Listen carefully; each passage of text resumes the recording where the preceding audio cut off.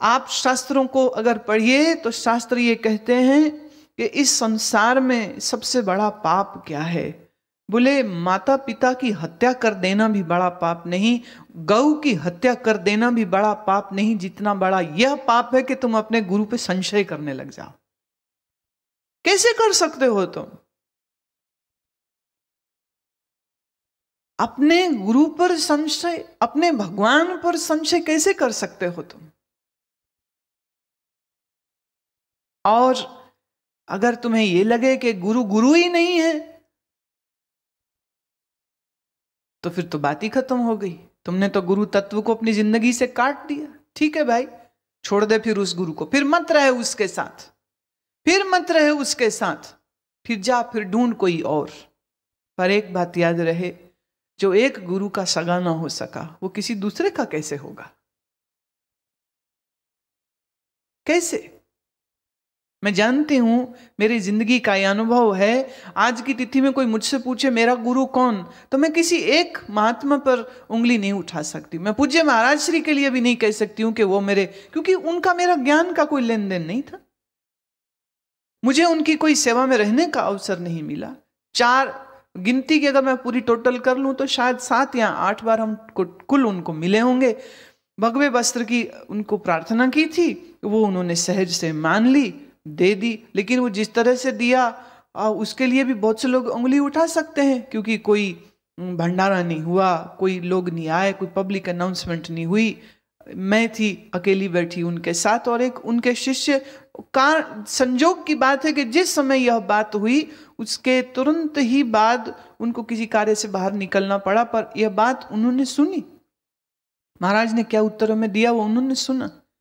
लेकिन मैं ये जानती हूं कि उनके प्रति जो भाव, जो श्रद्धा, जो मेरा प्रेम, वह प्रेम पूरा का पूरा दिल में ऐसा भरा रहा। और उस प्रेम के साथ हम किन्हीं महात्मा को मिले हों, हम कैसे कैसे महात्माओं के आगे नतमस्तक हुए, लेकिन हर जगह पर यह एहसास उन अपरिचित महात्माओं ने किया कि इस दिल के अंदर कितना प्रेम भरा हुआ। और उस प्रेम का अनुभव उन्होंने किया, और उस प्रेम में उनको ऐसा कभी नहीं लगा कि मैंने उनको गुरु समान आदर न दिया हो या प्रेम न दिया हो। उनको ऐसा लगा ही नहीं कभी। उनको कभी तोलने जैसा नहीं लगा कि इसका मेरे प्रति उतना है या नहीं है। एक कहीं सदगुरु तुम्हारे लिए बहाना बन गया, तुमने अपना आपा मिटा दिया। अब इस मिटे मिटाए अहंकार और इस समाप्त हो चुकी मैं के बाद तुम्हारी जिंदगी में जाने कितने कितने बढ़िया बढ़िया महात्मा आते हैं, और उन सबके साथ तुम्हारा अच्छा प्रेम प्रसंग भी हो सकता है। पर उसके बाद भी ये याद रहे, जो अपने गुरु का कृपा पात्र हो जाता है ना, उसको सब महात्मा भी कृपा देते।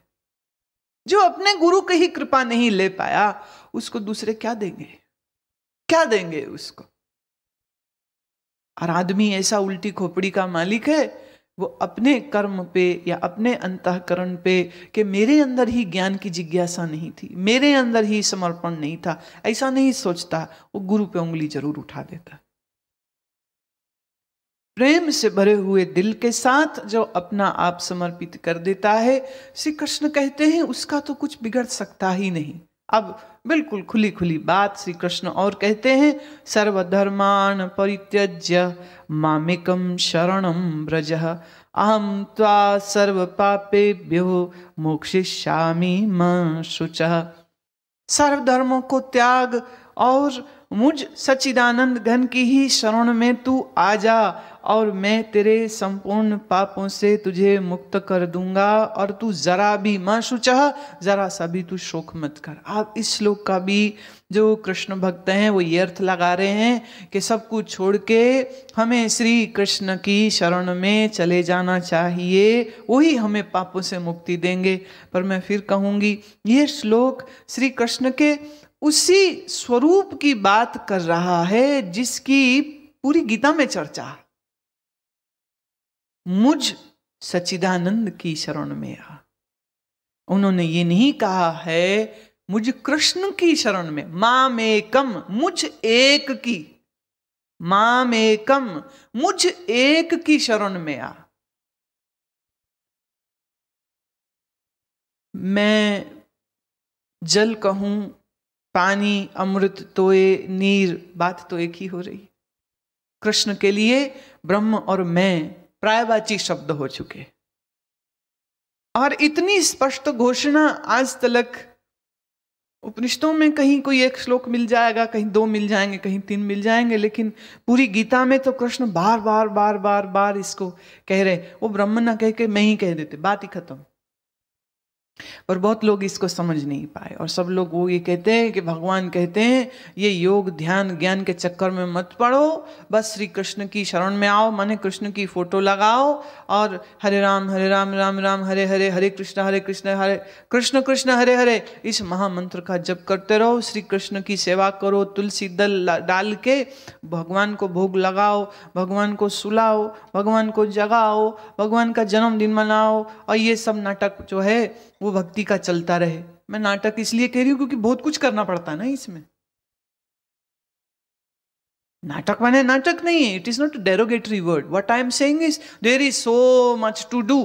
अन्नकूट करे तो 56 प्रकार के भोग बनाने में कितना, अरे तामझाम, कितना कुछ है। और भक्त के लिए अगर वो प्रिय हो, करे, जरूर करे, उसका भी एक अपना मजा होता है। झूला बनाओ, उसको बैठाओ, फूल लगाओ, फिर रस्सी खींचो और गीत गाओ, उसका एक अपना आनंद है। पर यहाँ कृष्ण क्या कह रहे हैं, मुझ एक की शरण में आ। एकम, एक ही है, दूसरा कोई है ही नहीं। उपनिषद उसी को कहता है, एक ही है, एकम सद विप्रा बहुधा वदंती, एक ही है जो बहु रूप से लीला कर रहा है, उस एक की शरण में आ। कृष्ण कह रहे माम एकम, मैं वही एक हूं। इसका अर्थ ये नहीं कि अर्जुन 2 हो गया और दुर्योधन 3 हो गया, आयुधिष्ठिर नंबर 4 का हो गया। सत्ता तो एक ही है, अस्तित्व तो एक ही है। मुझ सच्चिदानंद की शरण में आ। अहम त्वा सर्व पापे ब्यो, मैं ही तेरे सर्व पापों से तुम्हें मुक्ति दे दूंगा। अब यहां अहम किसको कह रहे हैं, यहां अहम ब्रह्म को कह रहे हैं। यहां लोग कृष्ण के व्यक्तिगत स्वरूप को ले आते हैं कि कृष्ण तुम्हें पापों से मुक्त करेंगे। तो फिर जितने ये कृष्ण के निष्ठ लोग हैं वो कहते हैं राम की शरण नहीं जाना, शिव जी की शरण नहीं जाना, दुर्गा की शरण नहीं जाना, कृष्ण की शरण में जाना। अब यहां फिर द्वेष शुरू हो जाएगा। तो इसका जो परमार्थिक अर्थ है उसको समझना चाहिए। मैं फिर कह देती हूं, कृष्ण के विग्रह का, मूर्ति का, चित्र का, उसका एक अपना आनंद है, पर वो माया का आनंद है। और सर्वभूत जहां नहीं है वहां भी ब्रह्म है। तो कृष्ण अपने उसी ब्रह्म स्वरूप की बात कह रहे हैं। ये ब्रह्म स्वरूप क्या है, चैतन्य। ये ब्रह्म स्वरूप क्या है, पाप पुण्य मन तक है, और आत्मा मन से भी परे है। तो मुझे बताइए कृष्ण कौन से पापों से छुड़ाएंगे? पाप तो कोई है ही नहीं, स्वरूप में तो कोई पाप ही नहीं। पाप तो मन तक था, मन प्रभु को दे दिया। मन तो यंत्र रूढ़ानी माया, मन तो यंत्र बना दिया, शरीर तो यंत्र बना दिया, और कर्म के अनुसार आए सुख दुख फल को भक्त को, तो अर्जुन को तो पहले ही ट्रेंड कर दिया है। शुभाशुभ, सुख दुख, जन्म मृत्यु, लाभ लाभो, जया जयो, जो कुछ आए सो मजे से स्वीकार कर, असंग रहे, आसक्ति रहित रहे। पर यह है कि आदमी के अंदर ना पाप का डर बहुत ज्यादा है। तो वो कह रहे हैं चिंता मत कर, कैसे भी पाप हो सब पापों से मुक्ति हो जाएगी, हो जाएगी। तो जो वो पीछे प्रवचन कराए हो वो क्या था, लाभ लाभ हो, जया जयो, ये जो बोला है वो सब क्या था? ऐसा है वक्ता को श्रोता का मन देखते हुए बोलना पड़ता है, और कभी कभी उत्साह देने के लिए ऐसी बात भी कहनी पड़ती है जो बात ऐसे तर्कयुक्त ना भी लगती हो, पर श्रोता के लिए काम कर जाए। तो गुरु को और क्या करना है। कई बार होता है हमारे साथ, कई बार होता है, कोई आते हैं, वो कहते हैं हमारा ट्रांसफर हो गया, अब हम छोड़ के जा रहे हैं, दूर जा रहे हैं, अब आश्रम कैसे आएंगे, अब हम क्या करेंगे। बड़े परेशान से हो रहे थे, आश्रम में आना थोड़ा मुश्किल हो जाएगा, डिस्टेंस बड़ा हो जाएगा, नौकरी है, जाना भी पड़ेगा। मैंने उनसे कहा, मैंने कहा देखिए, आप अपने दिल के आईने में हमें ले जाइए साथ में, तो हम तो आपके साथ ही हैं। आप इतने खुश हुए वो, हाँ अब तो गुरु माँ मेरे साथ ही है।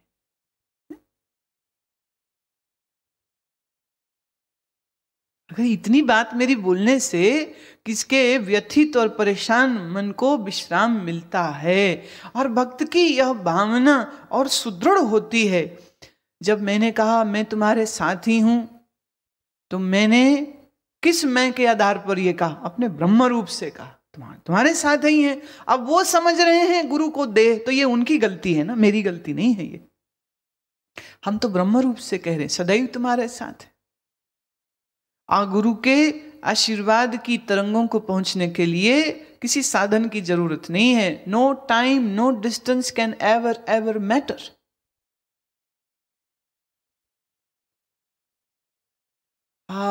ऋषि लोगों का यह भी कहना है कि अगर किसी समय कोई महात्मा के चित्त में अपने किसी भक्त या शिष्य या सेवक के लिए एक ख्याल आ जाए, उसके चित्त में एक ख्याल आ जाए, तो समझिए उस शिष्य का तो कल्याण हो गया, क्योंकि गुरु का चित्त में उसके लिए ख्याल आया।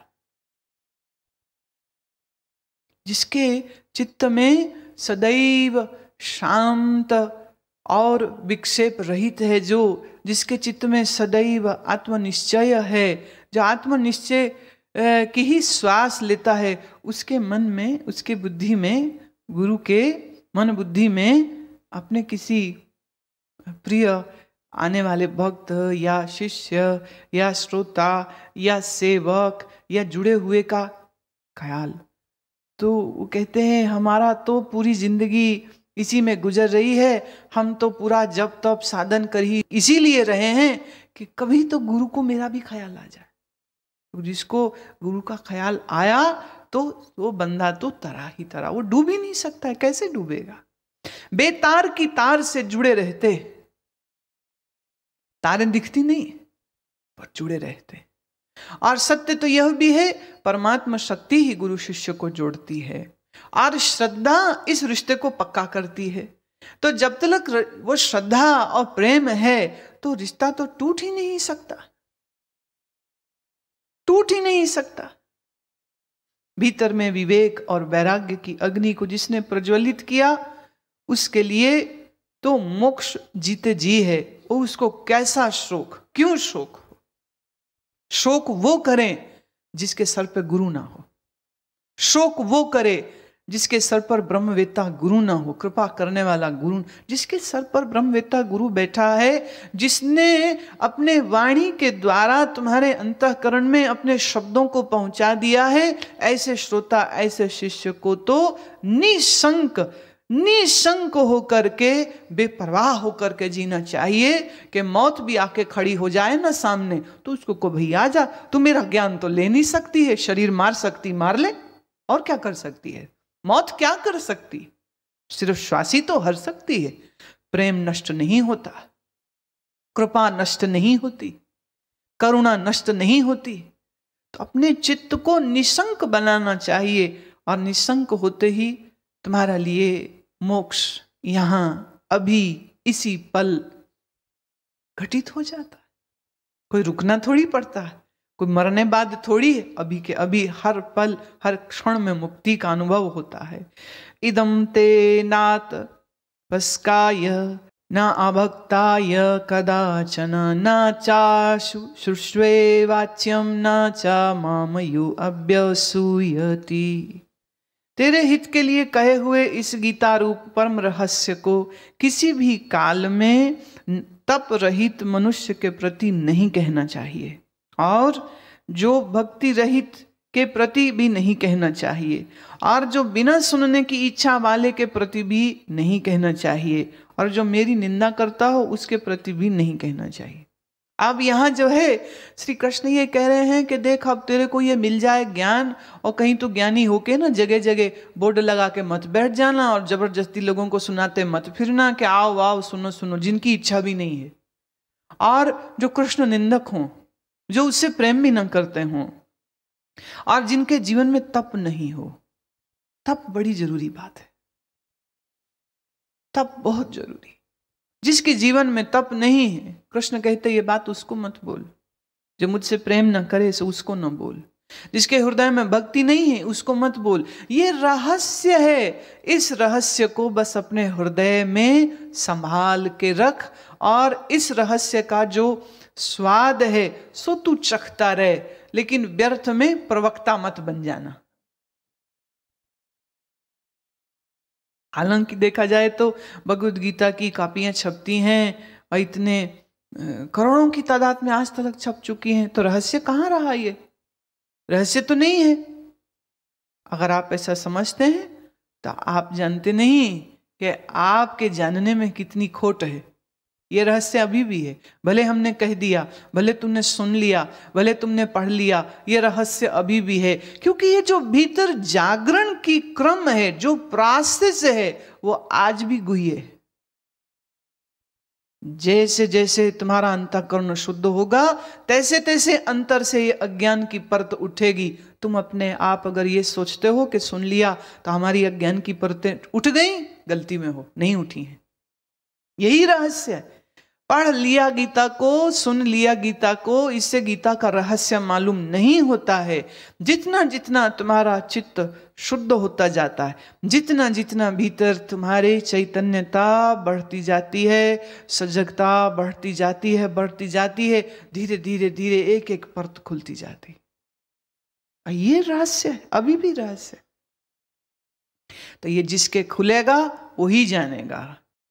या इमं परमं गुह्यं मदभक्तेश विधास्यति भक्ति मयि परां कृत्वा मामे वैशत्य संशयः। जो पुरुष मेरे में परम प्रेम करके इस परम रहस्य युक्त गीता शास्त्र को मेरे भक्तों में कहेगा, वह निसंदेह मेरे को प्राप्त होगा। तो भाई हम तो कृष्ण को प्राप्त हो गए, तुम्हारी तुम जानो। भगवान कह रहे हैं जो इस भगवत गीता को के रहस्य को दूसरों को बतलाएगा सो मुझे प्राप्त होगा। और मैं ये कहती हूं अपने अंतर बैठे उस कृष्ण का बोध हो जावे तो ही गीता पढ़ी गई और तो ही गीता पढ़ाई गई, तो ही। हालांकि यहाँ गीता की टिप्पणी रखने वालों ने कहा है कि जो निष्काम भाव से प्रेम पूर्वक मेरे भक्तों को पढ़ाएगा, इसकी व्याख्या करेगा, इसका प्रचार करेगा, वो कृष्ण को। अभी देखिए ये थोड़ा कमर्शलाइजेशन हो गया कि भाई किताबें छपाओ गीता की और बांटिए लोगों को और प्रवक्ता बनिए। तो मैं इससे सहमत नहीं हूं, मैं इससे सहमत नहीं हूं। मैं इस बात से जरूर सहमत हूं कि ये गुह्य रहस्य जो है ये सिर्फ भक्त को ही समझ आएगा। सुन तो विषयी पामर संसारी सब लेंगे, समझ नहीं आने वाला, नहीं आता समझ। मैंने चेष्टा करके इसको सरल से सरल किया, पर उसके बाद भी जब तुम्हारे लिखे हुए पन्ने में पढ़ती हूं तो हंसी आती। और कोई कोई शब्द तो बहुत अच्छे लिख लिए, आहा, इतने बढ़िया शब्द लिखते हैं कि लगता है इनको पुरस्कार दे दें। लेकिन उनके जीवन को मैं जानती हूं और उनके जीवन को देखती हूं, और उसमें एक भी चीज नहीं है जो ये बतलाए कि गीता के श्लोकों की खुशबू उनके जीवन में आ गई। लिखते बहुत अच्छा है, कोई तो लिख भी नहीं सकते, कोई लिख नहीं सकते हैं पर शायद कुछ समझे होंगे, और कोई लिखते बहुत अच्छा है पर जीवन में उनके एक कण भी नहीं आया। बातें लिखनी कोई मुश्किल थोड़े है, ये एक विद्या है, ये एक गुण है, ये एक हुनर होता। भगवान कहते हैं न च तस्मान मनुष्येषु कश्चिन्मे प्रिय कृतम। भविता न च मे तस्मादन्यः प्रियतरो भुवि।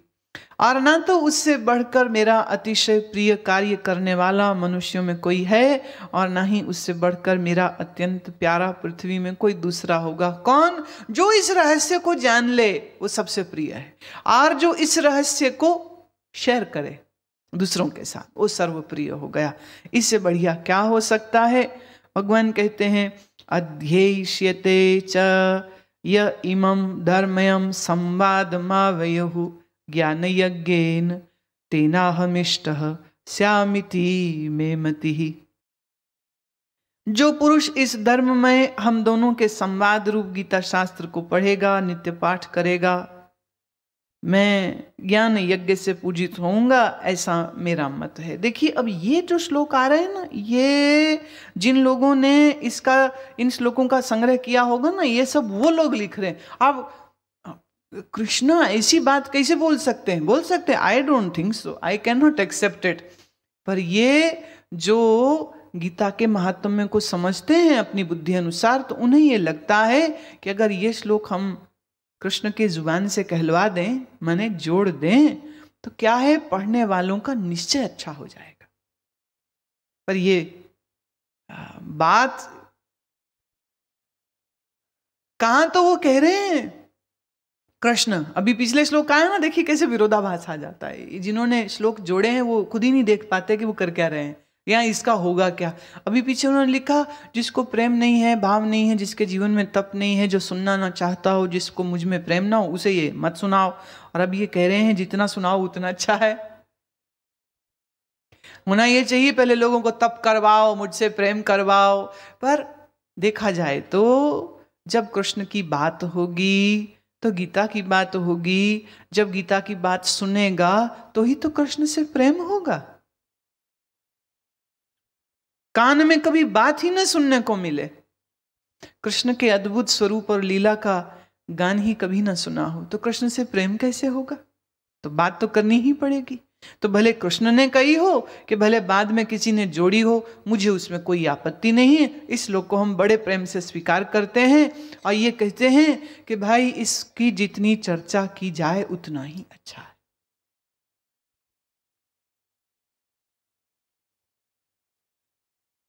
प्रेम प्रेम तो अपने आप ही हो जाएगा। जैसे वातावरण, जैसे शब्द आदमी सुनता है ना, धीरे धीरे धीरे धीरे धीरे वैसा ही मन बनने लग जाता। हाँ, तामसिकों और के लिए तो कुछ कह नहीं सकते, वो तो बिल्कुल बात सुनेंगे भी नहीं, क्योंकि उनको कोई इच्छा ही नहीं। जो संसार के लिए सदैव अतृप्त रहता है, वो अध्यात्म के लिए हमेशा तृप्त होता है। संसारी आदमी देखिए कितना तृप्त होता है, उसको ऐसी कोई प्यास नहीं होती आत्मा क्या है, ब्रह्म क्या है, समाधि क्या है, उसको ऐसी कोई प्यास ही नहीं होती। उल्टे जब वो लोगों को देखता है ना, ये सत्संग में जाते ध्यान करते, तो वो सोचता है इनकी खोपड़ी को क्या हो गया, इतनी बड़ी ये दुनिया, मौज करो, तृप्त रहो, उनके अंदर प्यास ही नहीं है। अब इससे विपरीत जिसको अंतर की प्यास लग जाए, वो अंतर में तो अतृप्त हो जाता है। कब मिलेगा भगवान, कब मिलेगी समाधि, कब होगा ज्ञान का निश्चय, अतृप्त हो जाता है। पर वो संसार के लिए तृप्त हो जाता है। उसको कोई कहे चल ये कर ले, खा ले, पी ले, कितना वहां की तृप्ति हो गई, अंदर अतृप्त हो गया। संसारी अंतर के लिए तो तृप्त है, पर संसार के लिए अतृप्त है। और ज्ञानी ना तृप्त है ना अतृप्त है, वो दोनों से परे हो जाए। श्री भगवान कहते हैं कि श्रद्धावान अनुसूय चारिणुयात अपि यह नर सह अपि मुक्तः शुभान लोकान प्राप्नुत्यात् पुण्य कर्मणाम। जो पुरुष श्रद्धा युक्त और दोष दृष्टि से रहित हुआ इस गीता शास्त्र का श्रवण करेगा, वह पापों से मुक्त होगा, उत्तम कर्म करने वाले श्रेष्ठ लोगों को प्राप्त होगा। कचिदेत एतत् श्रुतं पार्थ त्वया एकाग्रेण चेतसः कच्चिद अज्ञान सम्मोह प्रनष्टाते धनंजय। हे पार्थ, क्या यह मेरा वचन तूने एकाग्र चित्त से श्रवण किया? अब ये देखिए, ये कृष्ण बोल रहे हैं, ये कोई व्याख्याकार नहीं है, कोई जुड़ा हुआ श्लोक नहीं है, ये कृष्ण बोल रहे हैं। मैं क्या करूं, मेरा हृदय जिस बात की साक्षी देता है मैं तो उसको मानती हूं, क्योंकि हृदय से अर्जुन तिष्ठति। तो अंदर बैठा मेरा कृष्ण कहता है ये श्लोक मेरा है, वो मेरा नहीं था, तो मैं बोल देती हूँ ये उनका है, उनका नहीं है। हाँ, मेरा कोई जिम्मा नहीं। देखिए, हम तो पूरी गीता को सर्व रखते हैं, आदर करते हैं, प्रेम करते हैं, पर जब श्लोक पढ़ते हुए में जो अंतर से आवाज आती है तो उसको तो हम इनकार नहीं कर सकते।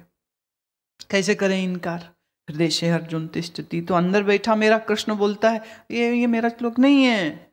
अच्छा, नहीं है, मुझे पता है ये बात कई लोगों को बहुत अखरेगी। वो कहेंगे ऐसा कैसे हो सकता है, ऐसा थोड़ी है, पूरी गीता कृष्ण की है, ये गुरुमा ने कैसे बोल दिया कि ये श्लोक बाहर में जोड़ा है, या ये श्लोक कृष्ण का नहीं है, या ऐसा है या वैसा है। पर देखिए, ये मामला, ये आपत्ति सिर्फ कृष्ण ही मेरे पे उठा सकते हैं, और कोई उठा ही नहीं सकता।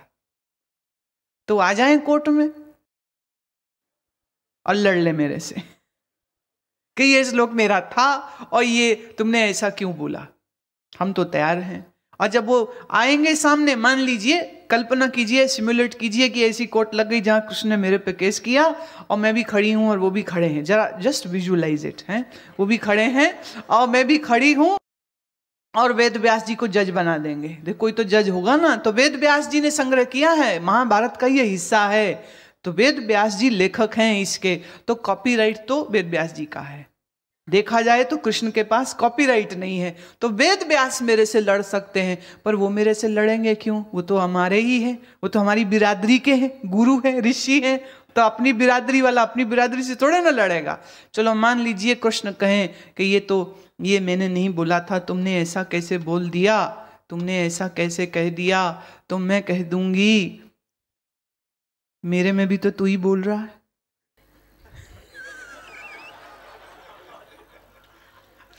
तो तेरा और मेरा वचन दो कैसे हो गया? हाँ, तेरा और मेरा वचन दो कैसे हो गया?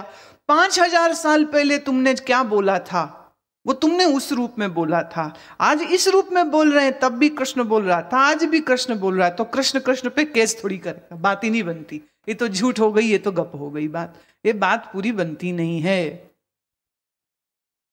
कृष्ण यहां पूछ रहे हैं, सीधे सीधे बोल, जो मैंने कहा तूने सुना, कुछ समझ आई, तेरी मन की स्थिति कैसी है?